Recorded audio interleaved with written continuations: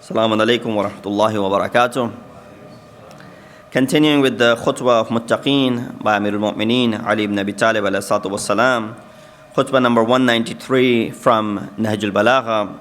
We reached this segment where we had discussed this fourth and the fifth attributes of those individuals whom Amir al-Mu'mineen is referring to as those who are pious, those who are in the path of piety. And obviously the translation goes on as those who are also God-fearing. The fourth attribute that Imam mentions over here is that they keep their eyes closed to what God has made unlawful for them.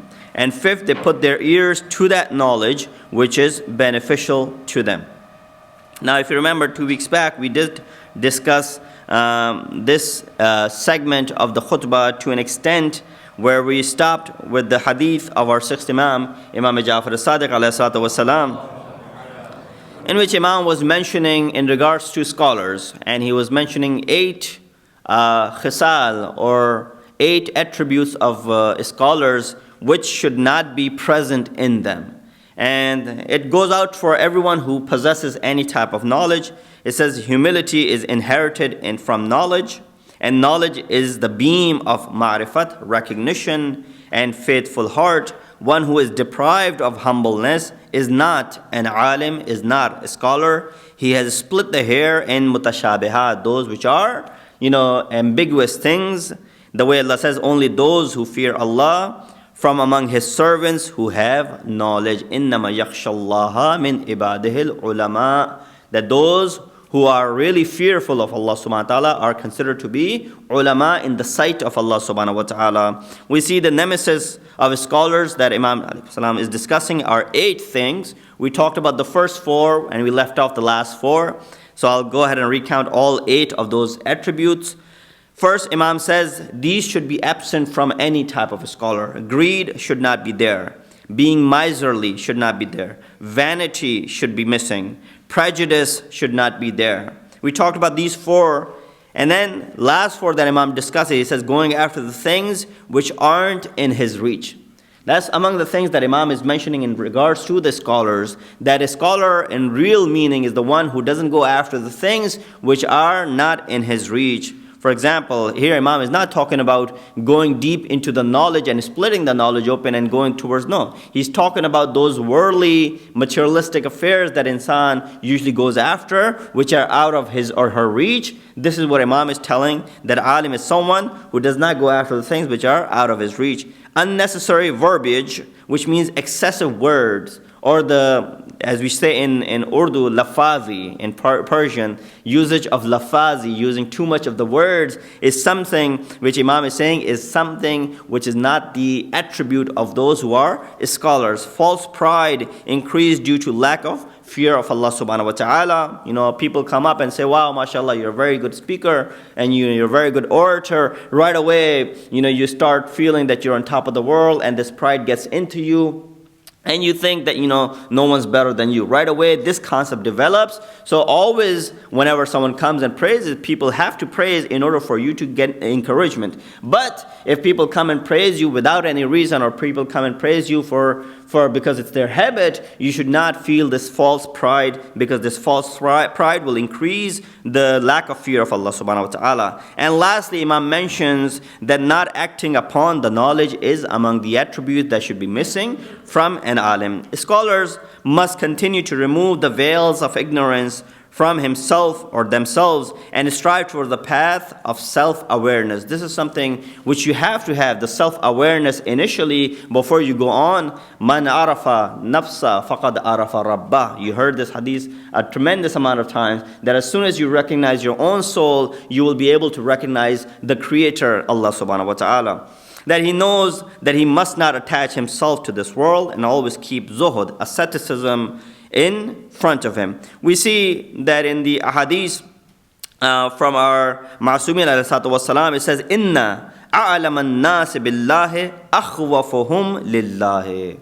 This is indeed very beautiful. It is actually the translation or the tafsir of that ayah, Innama yakhshallaha min ibadihil ulama. That Imam says over here, Inna a'lam an-nas billahi akhwafuhum lillahi. It's the most knowledgeable people in the sight of Allah subhanahu wa ta'ala are the ones who are most humble near Him, most fearful of Him. So we see as soon as the ma'rifat increases, the level of fear from Allah subhanahu wa ta'ala also increases. As soon as you see jahalat prevails, you see lack of fear from Allah subhanahu wa ta'ala. Rather you see the defensive end from the people. They start questioning Allah subhanahu wa ta'ala. They start blaming things upon Allah subhanahu wa ta'ala. They start blaming God, saying that, why did He do this? Why did He do that? That is due to lack of knowledge and ignorance, because it is there. Most important knowledge is the one which helps us gain recognition about reform and corruption of the soul. So first, insan must be taking this, embarking on this journey to go ahead and realize the nafs and the soul of himself. This is where we see our seventh Imam, Imam Musa Kazim alayhi salatu wasalam, saying, he says, قال ألزم العلم لك ما دلك على صلاح قلبك وَأَظْهَرَ لَكَ فَسَادَهُ. He said, most important knowledge is the one which guides you towards reforming your heart and manifests its corruption to you. Make it see you. So you're able to see. You're not blinded by your own soul. You're not blinded by your own deed. Here it is appropriate to mention the bayan of Amir al-Mu'mineen, where he divides the people according to ilm and jahl. We all heard of Kumail ibn Nahri, Kumail ibn Ziyad, also known as Kumail ibn Ziyad, and we recite Dua Kumail because Imam had taught him that dua. Narrates that one day Amir al-Mu'mineen took my hand and brought me to a desert. He says, when we reached the desert, he took a deep breath and said to me, O Kumail, these hearts are vessels for knowledge. Best of the hearts are the ones which keep this knowledge intact. O Kumail, listen and save whatever I tell you today. There are three types of people in the world. First is the scholar who is Rabbani. Now, how do you translate the word Rabbani? The one who has complete control over his desires, and he's only for the sake of Allah subhanahu wa ta'ala, only working for godly things and not for anyone else, only working for God and not for any other individual. He's referred to as Rabbani. He said this is the first type of people. Second is the student who is still seeking the path of salvation. So first was the scholar who is working for the cause of God. Second is the student who is still seeking the path of salvation. Third group is the one like the weak bugs who would be inclined towards every sound that they hear. They blindly follow the commands of every invitation. So Imam divided into three groups. First, Imam referred to as the scholars. Second, if you're not a scholar, you're either in the path of becoming a scholar, you're the student of this path of salvation. If you're not part of these two, the third is Imam giving an analogy of a weak bug that is flying in each direction. Wherever he sees the light, wherever he sees the sound, he just goes and follows that direction. He says that he does not have his own mind,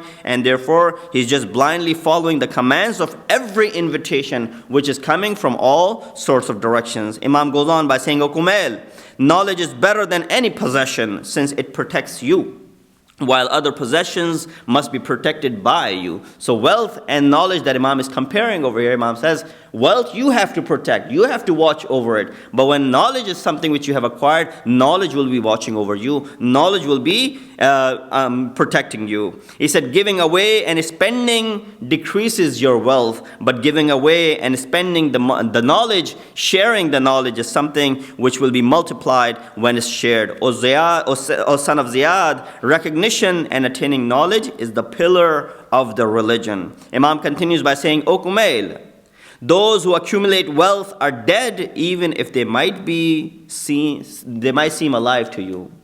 Those people who accumulate wealth are dead even if they might seem alive to you. But a scholar is alive until the end of the world. Even if he's dead, he's still alive through the knowledge that he has left, through the ilm that he has bestowed upon the people. These are the words of Amir al-Mu'mineen. It is interesting to see that Imam placed the alim or any scholar, the one who possesses the knowledge, in front of the accumulator of the wealth, which proves that a scholar is not after accumulation of wealth aside from the necessity of his life. Salawat bi Muhammad wa ali Muhammad. But if these two attributes, accumulation of knowledge and accumulation of wealth, both are put together, combined together, then knowledge loses its value. Mullah Sadruddin Shirazi says it is impossible for one who sets out to make money to be able to attain knowledge. They might be educated, but not knowledgeable. These are his words. He said they might be educated, well educated, but they will be lacking knowledge. Achieving worldly goods and proper education are two opposite things which are being mentioned over here. So we can understand that Imam is dividing or mentioning the fourth and the fifth attribute of muttaqeen in this particular khutbah. Fourth one was that they keep their eyes closed to what God has made unlawful to them. Fifth, they put their ears to that knowledge which is beneficial to them. One of the duties of a believer and a servant of Allah subhanahu wa ta'ala is to thank Him for the favors that God has bestowed upon them, especially the eyes and the ears that Imam is mentioning over here. The eyes are the gift of God, the ears are the gift of God, which are tools for information and recognition for us. Proper utilization of these favors is the best way of thanking Allah subhanahu wa ta'ala. That is why we see that ash-shukru huwa sarful abdi jami'a ma an'ama Allahu bihi alayh min as-sam'i wal basari wa ghayrihima ila ma khalaqahu li ajlihi. It says the reason we should be careful. So shukr is what? Shukr is nothing but bestowing from Allah subhanahu wa ta'ala this sama, the ability to be able to hear, basar, the ability to be able to see, and all the other adha wa jawara that God has created for this individual. How do you thank them? You thank them by utilizing them properly. The reason we should be careful about using these organs properly is that one is thanking Allah subhanahu wa ta'ala. Second, we will be held responsible for using these organs. So the eyes will be responsible, the ears will be responsible, all the other body parts will be held responsible. And we see now, since we are on the topic of thanking, I'll conclude with the shukr guzari or thanking of Allah subhanahu wa ta'ala in two instances that we see. One from our fourth Imam, Imam Zainul Abidin alayhi salatu wasalam. Second from Prophet Moses and his instructions that was given to him by Allah subhanahu wa ta'ala. The first one is that when our Imam was asked, and you see that in the supplications of Imam throughout the supplications, munajat zakirin or munajat that Imam has taught to us, he says, كَيْفَ لِي بِتَحْصِيلِ الشُّكْرِ وَشُكْرِ إِيَّاكَ يَفْتَقِرُ إِلَى الشُّكْرِ. He says, فَكُلَّمَا قُلْتُ لَكَ الْحَمْدُ وَجَبَ عَلَى لِذَلِكَ أَنْ أَقُولَ لَكَ الْحَمْدُ. So beautiful Imam says, we can never thank Allah the way He should be thanked, the way God should be thanked. Imam Sajjad says, how are we supposed to thank you when thanking you requires another thank? As soon as I say, lakal hamd, be thanks to you, be praise to you, I must thank you again for the tawfiq and the strength that you have given me to utter these words. So every time I thank you, and uttering this word becomes another thank which is wajib upon me. Therefore, the highest level of thanking God is that insan admits his inability to be able to thank Him properly. Hazrat Musa, this hadith is quoted by our sixth Imam, that Prophet Moses was also given a wahi, فِيمَا أَوْحَى اللَّهُ عَزَّ وَجَلَّ إِلَى مُوسَى أَشْكُرْنِي. That, I'll just read the translation, Allah sent a wahi, revelation to Hazrat Musa. Said to him to thank me. Go ahead and thank me for all that I have given to you. And thank me the way I deserve to be thanked. These are the words of Allah subhanahu wa ta'ala. Musa replied by saying, Oh Allah, how do I thank you? Whenever I open my mouth to thank you, it is a tawfiq which requires another thanking. It requires me using the lips which are given by you, requires me using the tongue, which is a favor by you, requires me using the air, which is a favor by you, requires me using my brain to be able to convey the meaning, to be able to thank you, which is again your favor. So all four of these things which I'm using to be able to utter the words for thanking you, I must be thanking you for all of those four things as well.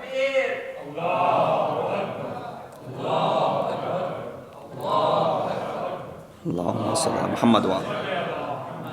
So you see the beauty in that Hazrat Musa, Prophet Moses is replying that every time I open my mouth to thank you, four other thanks become wajib upon me. Therefore, at the end he said, Oh God, it is impossible to thank you the way you should or the way you deserve to be thanked. Upon this, Allah replied by saying, O Musa, now you have thanked me the way I deserve to be thanked, because you have this ability to recognize that it is impossible to thank me the way I deserve. And then it continues on, and inshallah we'll stop over here. We'll continue next week if Allah subhanahu wa ta'ala gives us tawfiq to be able to continue with the ta'limat and the teachings of Amirul Mu'mineen, especially looking at the sermon number 193 of Nahjul Balagha. Let us ask Allah subhanahu wa ta'ala to give us the tawfiq to be able to follow the teachings of Ahlul Bayt alayhim salatu wassalam. Oh Allah, give us the strength and tawfiq to be able to follow the footsteps of Ahlul Bayt alayhim salatu wassalam. Oh Allah, hasten the zuhur of our awaited Imam and make us among the helpers and the soldiers of Imam. Inna hasan al-hadith wa ablagh al-maw'idha kitabullahi a'udhu billahi minash shaitanir rajim. Bismillahir rahmanir rahim. Wal asr innal insana lafi khusr illa alladhina amanu wa amilus salihat wa tawasaw bil haqqi wa tawasaw bis sabr.